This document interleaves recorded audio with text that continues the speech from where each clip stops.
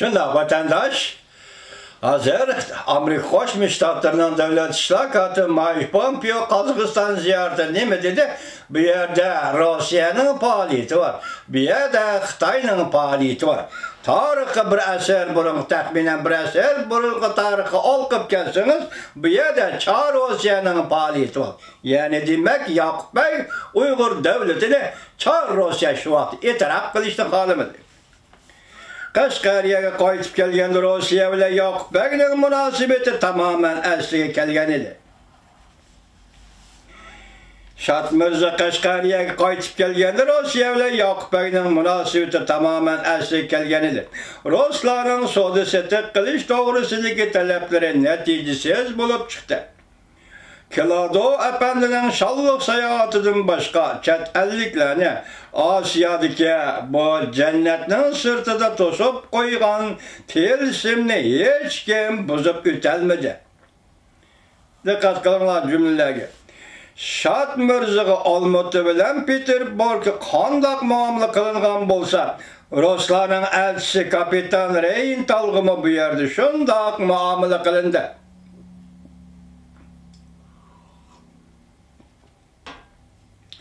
Ama Rusya'nın bu əməldarı özünün zimmesideki vəzifinin asası qismini təhdid siliş tələbbüzüdə bayan qılğan idi.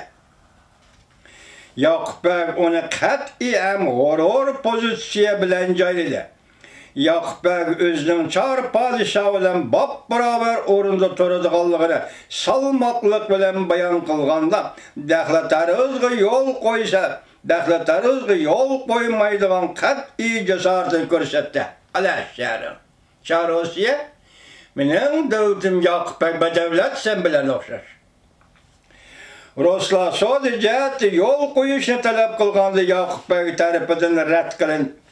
Ular Rusiyanın kuch qudretini ko'z qilib, onu tez bitirmoqchi bo'lganda, bu mening qarindishim bo'lgan Ak padişah, cahandaki en kudretli padişah. O yer şarının yoğan bir kısmıga hükmürallık kılıvatıdı. Men onun aldıda fakat küçükkene bir xan. Şundaqdımı men xavki duç kelgen çağımda hakiki insandık zadili hiç nimeden korkmayma. Royunga Allah medet versin. Bedevlet Yakup Bey. Öz vətənim və itiqadım üçün qurban buluşdu bəxət deb hesablayman. Allah royuna mədət versin Yakup Bey. Deb cavab bergen idi.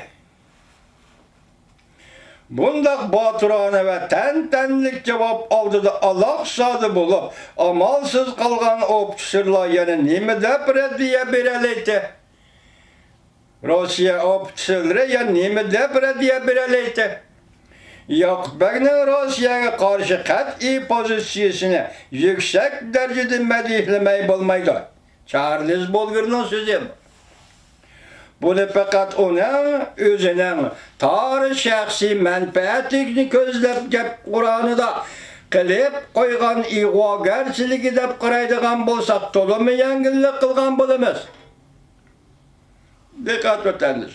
Ama biz onun okul şahsi garizinin gedini destek durup Asiyalıklarının Ruslağa, Musulmanların Pravoslavyalığa karşı turganadak çoğun meselesi yüzünden rehberlik hukukunu qoğdap kalganlığını körgünümüzde.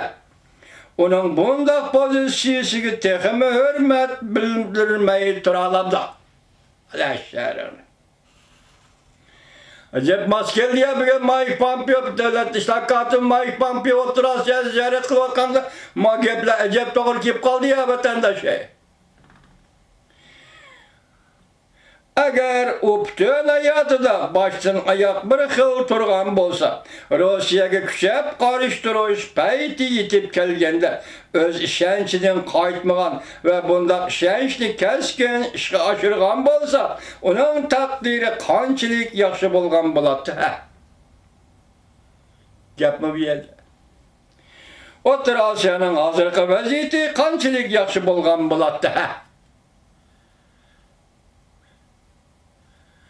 Biz başta okugan liksiye bilenme yana, seliştirip görün vatandaş. Ruslar özlerinin bu hareketleri neticesi bulup çıkan deyin ki hele bir çağlağa Kaşgarga zadını bir vasıta koltuk kalmadı. Ama Bukhara emri Yakup Bey'in atada Gazi deyen nam bilen tartışılan çağda Ruslar çıdap duralmadı. Dervaka İslam dininin Ruslar çıdap duralmadı. Dervaka İslam dininin Otur Asya'daki hamisinin Yakup Bey'in İslamiyetki bolgan sadakatini ani şundak itiraf kılganlığı bu işki devletinin Bukhara bilen Kaşgariyani demekçi. Bu işki devletinin ma'lum derecede yaraşqanlığını, şundaqlı tığuşunu Rusya hükümetiga qaratqanlığını ko'rsatdi. Özbekistan devlet, bugün bizden devlet işlakatımız Mike Pompeo sizde, Özbekistan'da. Ma gep tanlapmayan Özbekistanlık dostlar.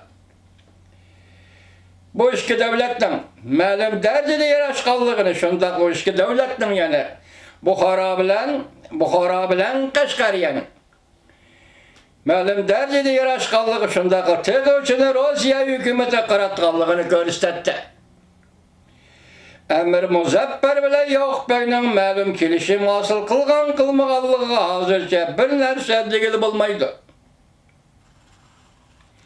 Ama ularning her ishkilisilar Rossiyaga o'ch bo'lg'achqa, ularning bundaq kelishim hosil qilishimi ajablanarli ish emas edi.